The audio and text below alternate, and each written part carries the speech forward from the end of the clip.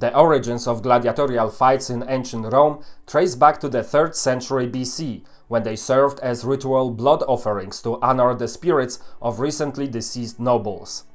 Over time, however, these contests evolved into a staple of Roman entertainment, leading to the rise of some of the most famous gladiators in history.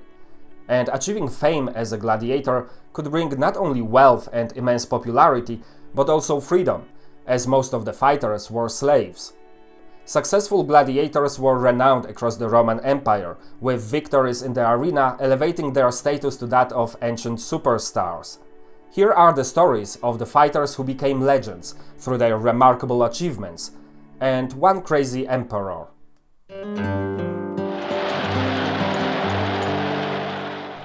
Though Emperor Commodus may not fit the description of a brave gladiator, he sure loved the games and wanted to be recognized as the toughest man that ever lived, Hercules reincarnated.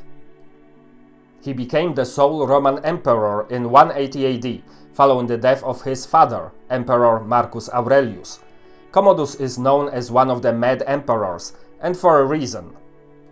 To the embarrassment of the Roman elites, he entered the Colosseum to engage in combat with beasts and other gladiators multiple times. It was deemed undignified for a Roman citizen, let alone an emperor, to fight in the arena. Cassius Dio, a Roman historian and senator who witnessed Commodus's fights and hunts, describes some of his exploits. According to him, the emperor had once got together all the men in the city who had lost their feet as the result of disease or some accident, and then, after fastening about their knees some likenesses of serpents' bodies and giving them sponges to throw instead of stones, had clubbed them all to death, pretending that they were giants. He would also fight real gladiators, but equipped with wooden swords. The emperor would wear a secutor armor, and hold the shield in his right hand and the wooden sword in his left, as he was left-handed. Unlike with prisoners and convicts, he would show his mercy to the gladiators who had the good sense to let him win their matches. And they all did. He was harsh, vulgar, and cruel. He intended to inaugurate the year 193 with several executions of nobility. Unfortunately for him, some people on the list had found out what he had in store for them. He was assassinated in 192. His achievements were not Herculean by no means, but as an emperor and a wannabe gladiator who actually performed in the arena, he still gets the spot on the list. Now, let's move on.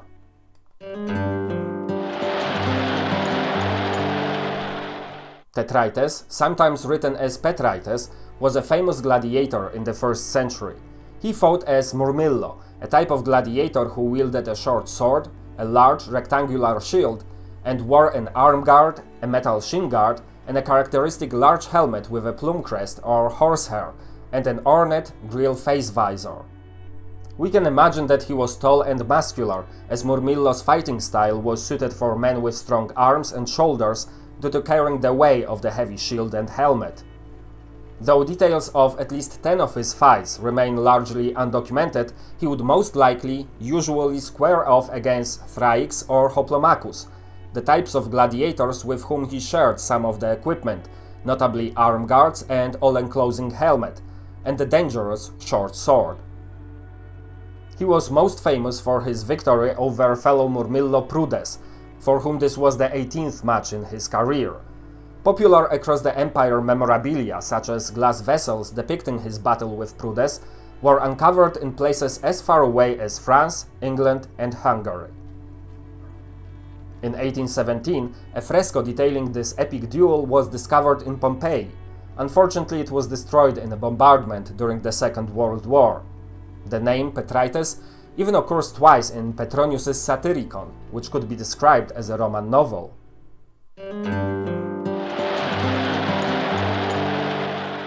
Here's a double entry on the list: Gladiators Priscus and Verus. Their match on the inauguration of the Colosseum in 80 AD went down in history as one of the most thrilling duels ever. Their battle was immortalized by the Roman poet Martial, who provides the only surviving contemporary account of a gladiatorial match. Although close to nothing is known about their lives and careers, Priscus and Verus must have been already renowned gladiators before their famous fight, as they were chosen to perform as part of the celebrations held for the opening of the Colosseum. They were evenly matched. Both were tough, capable, and determined. The stakes were as high as it gets: freedom for the victor and possibly death for the defeated. They were not holding back. From the first minute, they launched fierce attacks against each other and defended with remarkable skill. Crowds were ecstatic. People were arguing who had the upper hand in this battle, but it was impossible to tell. The moves of the two combatants were precise and calculated to deliver a deadly blow, but they knew their trade all too well to make a fatal mistake. As their back and forth continued, shouts from the audience demanding discharge for the combatants echoed throughout the arena. Eventually, exhausted and bloodied, Priscus and Verus simultaneously raised a finger, asking for mercy. Impressed with their performance, Emperor Titus recognized them both as victors and awarded them wooden swords called rudis as a sign that they were freed and released from service.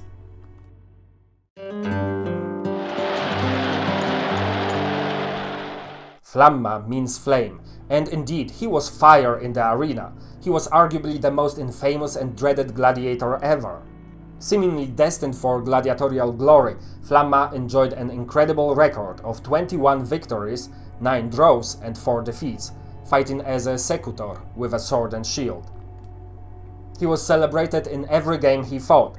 Even in defeat, his immense charisma earned him the crowd's mercy, granting him missio, the reprieve from death.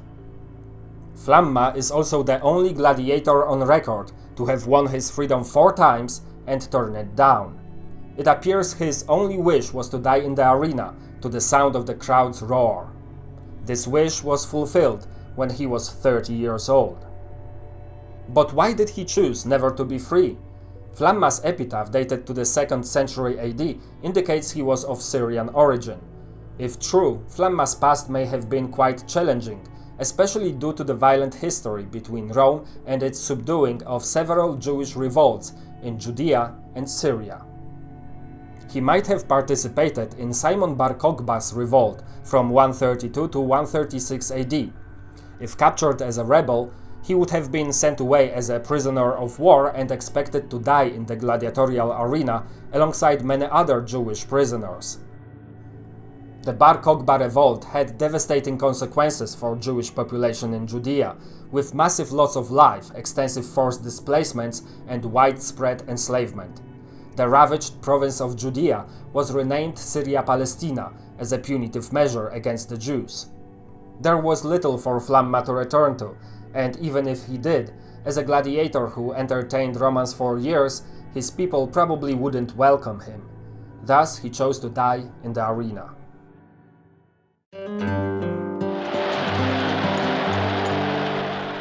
Spartacus is without doubt the best-known gladiator in history, not for his victories in the arena, but for leading a revolt that instilled fear in the Romans. He was born around 103 BC. The ancient Greek historian Appian describes him as a Thracian by birth who had once served as a soldier with the Romans, but had since been a prisoner and sold for a gladiator. Another ancient historian, Plutarch, refers to Spartacus as a Thracian of nomadic stock, possibly alluding to the Maedi tribe. He also notes that Spartacus's wife, a prophetess from the same tribe, was enslaved with him. Spartacus was trained at a gladiatorial school near Capua, owned by Lentulus Batiatus, where he became a heavyweight gladiator known as a murmillo. In 73 BC, he and his fellow gladiators escaped their barracks, fighting their way out using kitchen utensils and rallying more slaves to their cause. Heading south, Spartacus's forces established a base on Mount Vesuvius. There they achieved several stunning victories over the Romans, rappelling down the mountain's side and outflanking the unsuspecting legions. In early 71 BC, Spartacus and tens of thousands of his followers were still in southern Italy, preparing to move north. Alarmed by the seemingly unstoppable rebellion, the Senate tasked Marcus Licinius Crassus with quelling the uprising. Eventually, the tide of war turned. Crassus' legions won several battles, killing thousands of rebel slaves and forcing Spartacus to retreat further south to the straits near Messina. According to Plutarch, Spartacus struck a deal with Cilician pirates to transport him and about 2,000 of his men to Sicily, where he planned to incite a slave revolt and gather reinforcements. However, the pirates betrayed him, taking payment and abandoning the rebels. In Spartacus's final stand at the Battle of the Silarius River, the vast majority of his forces were killed. All ancient historians agree that Spartacus also died in the battle, though his body was never found. Approximately 6,000 survivors were captured by Crassus' legions and crucified along the Appian Way from Rome to Capua. Gladiators lived brutal and usually short lives, often not by their choosing. Unfortunately, most of them will forever remain anonymous.